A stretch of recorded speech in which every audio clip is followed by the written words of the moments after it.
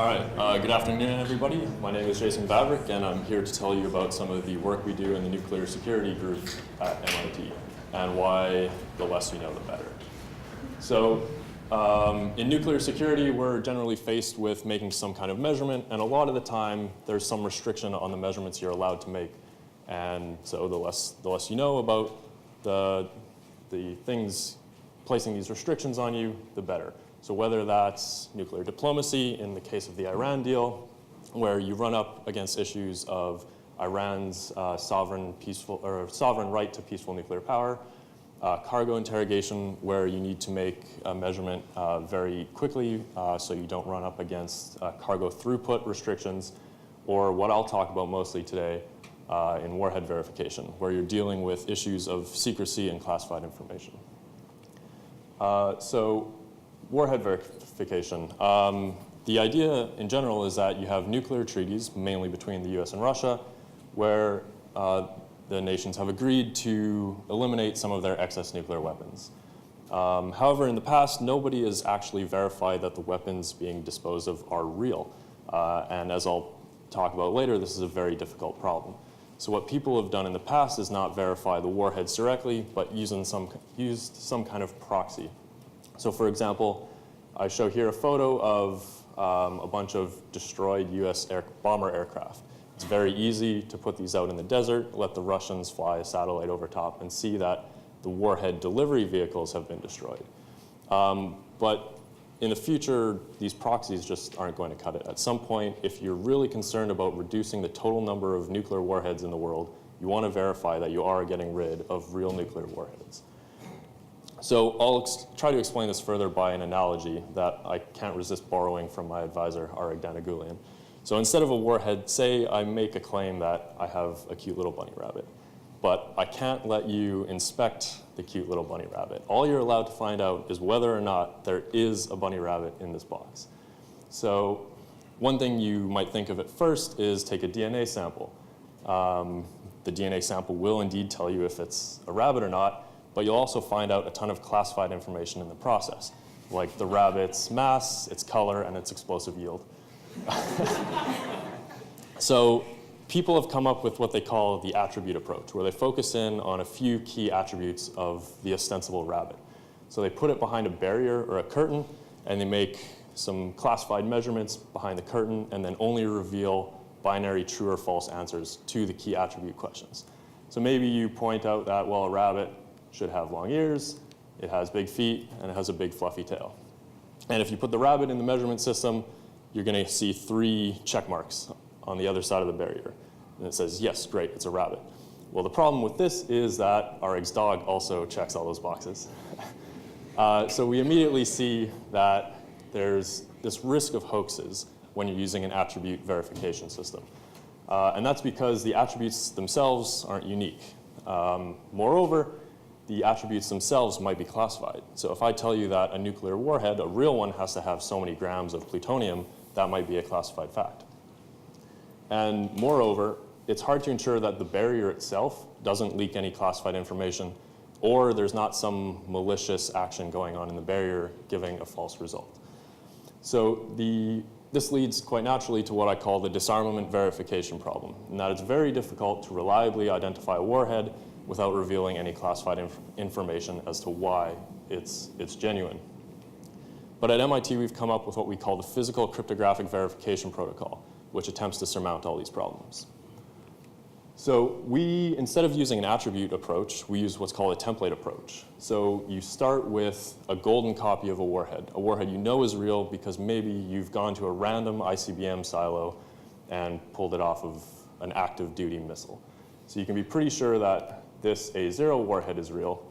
Now, if you have a bunch of warheads of the same model that may or may not be real, you can go through and do some kind of comparison to the golden copy. Is candidate 1 equal to the golden copy? Is candidate 2 equal to the golden copy? And so on.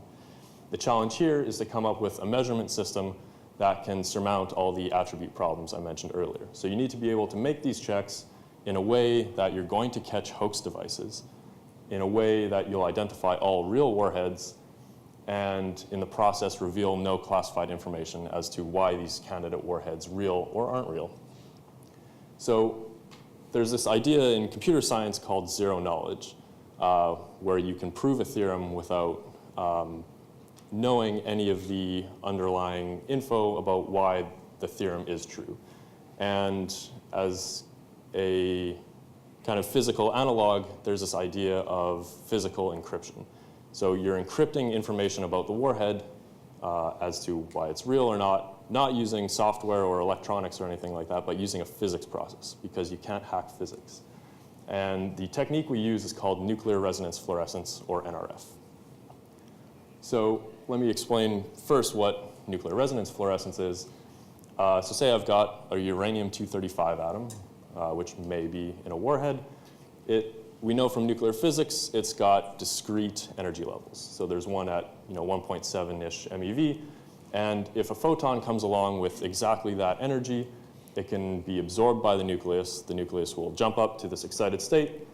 The nucleus will then decay femtoseconds later and re-emit that same energy photon. If I've got a detector placed properly, it'll register a count at 1733 keV.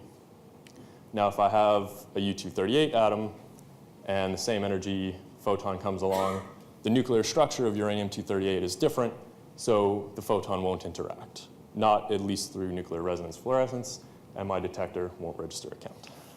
The point here is that the absorption and emission energies are determined uniquely by the nuclear structure, so by the nuclear energy levels of each isotope. Now, of course, the picture I presented in the previous slide is pretty simplified. There are way more levels in each nucleus.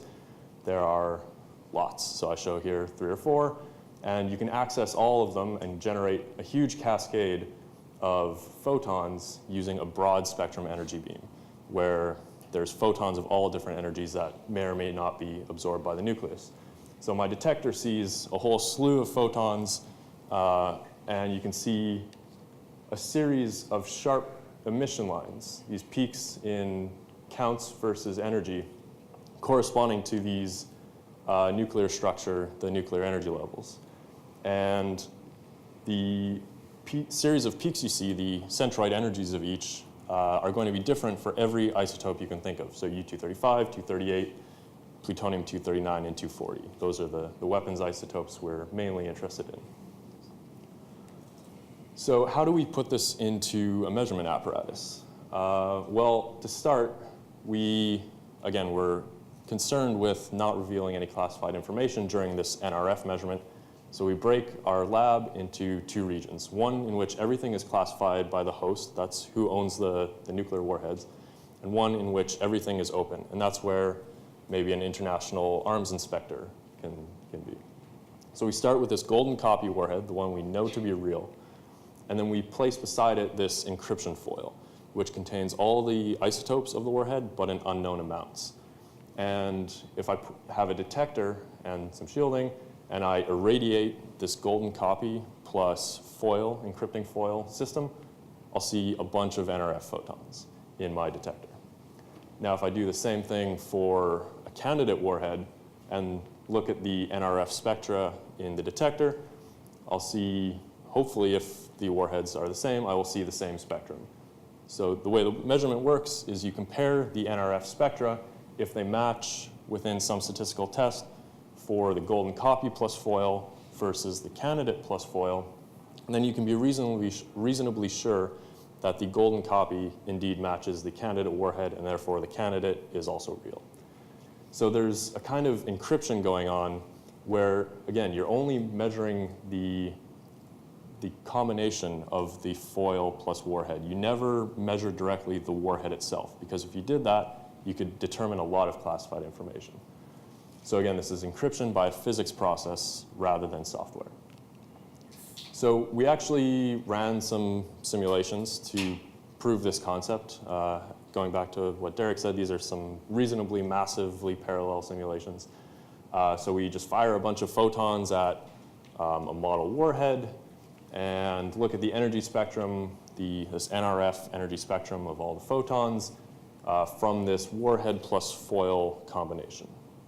And we see some spectrum, which doesn't tell you anything on its own. You need to compare that spectrum against other scenarios.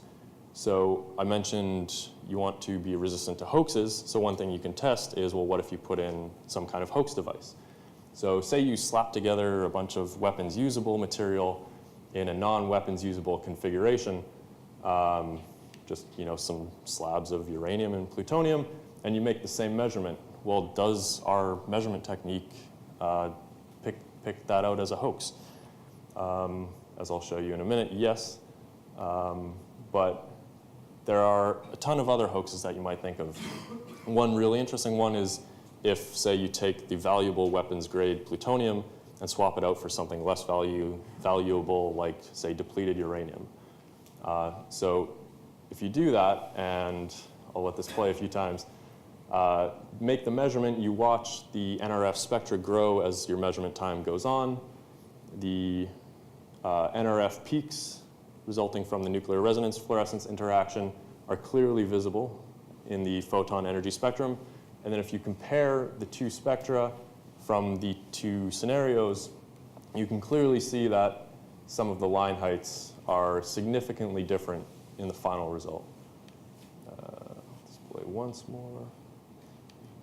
So to look at this statically, there's a lot going on in this plot, but if I can draw your attention to just two particular NRF peaks.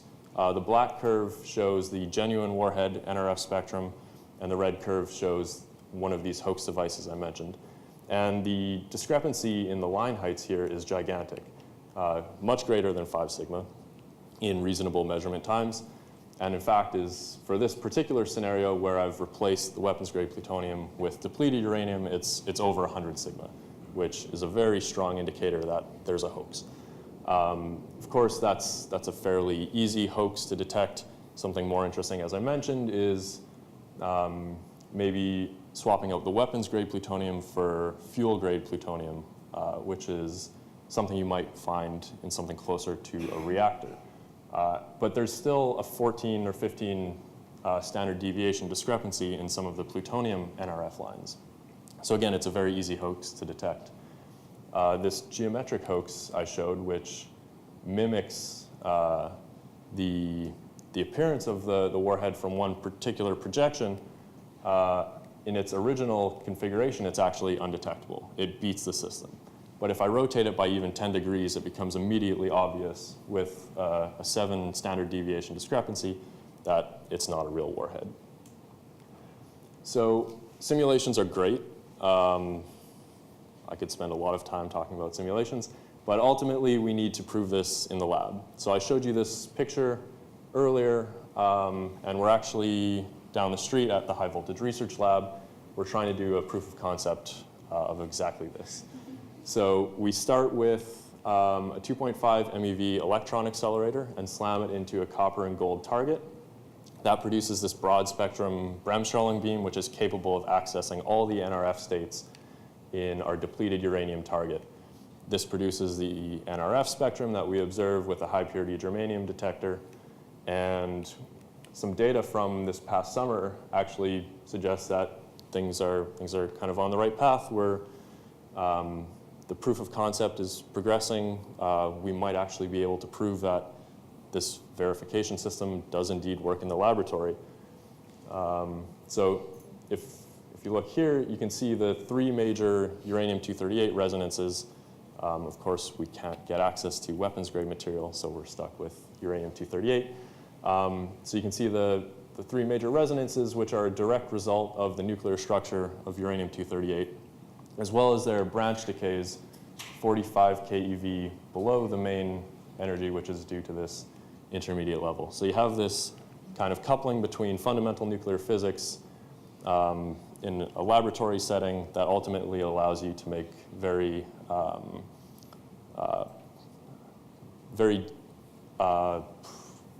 what's the word I'm looking for? Very strong measurements of a warhead in a very political context, I guess. So some of the next steps we have left to do are to finish validating this whole approach using theory and simulation and experiment. Ultimately, we need to do a proof of concept with not just the depleted uranium foil, but something like a thick target as a surrogate for a real warhead, because we're not going to get real warheads. Along the same lines, we can't get even samples of weapons-grade material, so we need to collaborate with the national labs. So there's some opportunities there. And we would also like to investigate more hoaxes and pin down exactly that there's no information leakage. So in summary, we've made the first isotope-specific physical cryptographic verification technique that should work for verifying arms reduction treaties. We've done some proof of concept simulations that suggest that this is experimentally feasible. And there's a lot of ongoing laboratory work, opportunities for students in validation, further proofs of concept, information security, sensitivity of the protocol, all these areas. And it's a promising technique, and there's still lots of technical challenges to resolve. So with that, I'd like to thank my collaboration, mostly Aragdana Gulian, Brian Henderson, Rory McDonald, and oh, sorry. I'm not going to get into math. And yeah, so yes, sorry, thank you.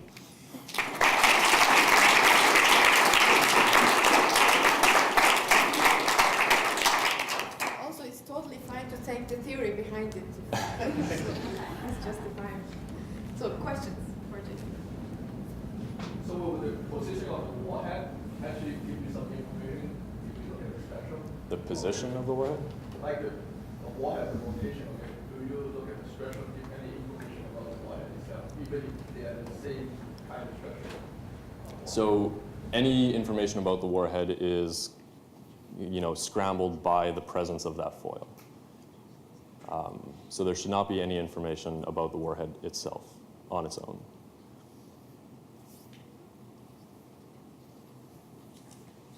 Do the targets have to be, oriented in the exact same way for the NRF spectrum? Yes. Yeah, so you could imagine a warhead that's not perfectly spherically symmetric, in which case the exact orientation will differ depending on how you rotate it. That will change the NRF spectrum, because the NRF technique is actually sensitive to the geometry as well, so they do need to be the same. Yes.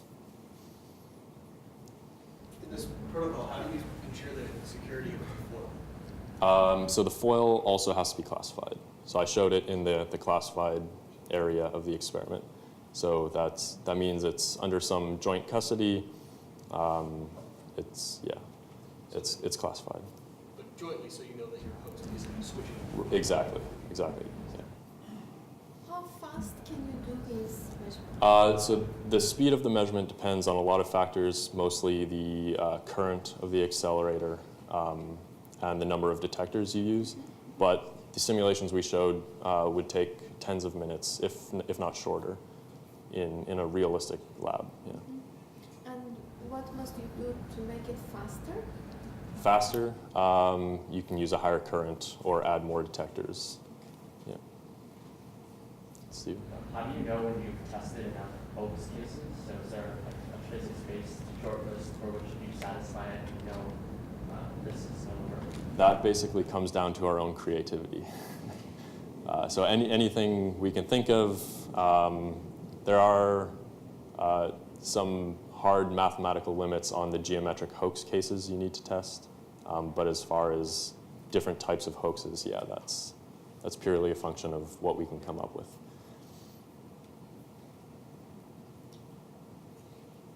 So, if there are no further questions, let's